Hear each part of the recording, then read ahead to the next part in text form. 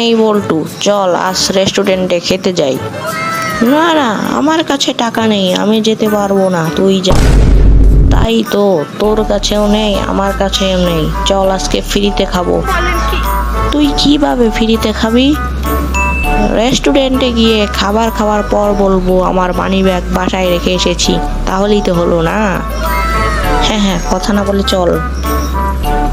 Hello sir, আপনারা কি order করতে চান? এই রেস্টুরেন্টের সবচেয়ে ভালো খাবারগুলো আমাদের জন্য নিয়ে আসো। ওকে স্যার, 1 মিনিটের মধ্যে নিয়ে আসছি আপনাদের খাবার।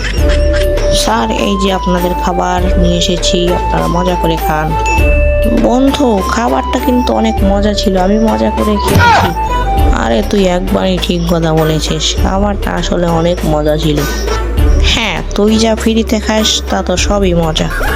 নে নে, তাড়াতাড়ি ওয়েটারকে ডাক দে, আর আমাদের সেই নাটকটা তো বলার লাগবে। ওকে ওকে, ডাক দিচ্ছি, দাঁড়া। এই ওয়েটার, এদিকে আসো তো।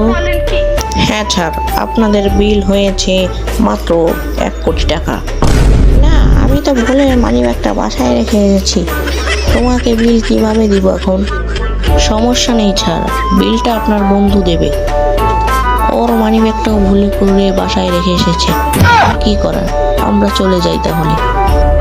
টাকা দিতে পারলে কোনোই সমস্যা নেই স্যার, আপনাদের জন্য একটা সুবিধা আছে।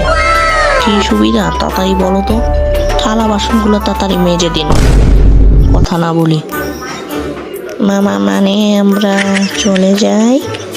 কথা না বলে তাড়াতাড়ি থালা মেজে দেন, নাহলে আমার মালিকের কাছে আমি বলে আপনাদের মার খাওয়াবো। বাবা, হাত পা সব ব্যথা হয়ে গেল থালা বাটি মাজতে মাজতে। আর জীবনে আমি রেস্টুরেন্টে খেতে যাবো না তোর সঙ্গে। যাক স্যার, ফ্রিতে খাওয়া তো হলো।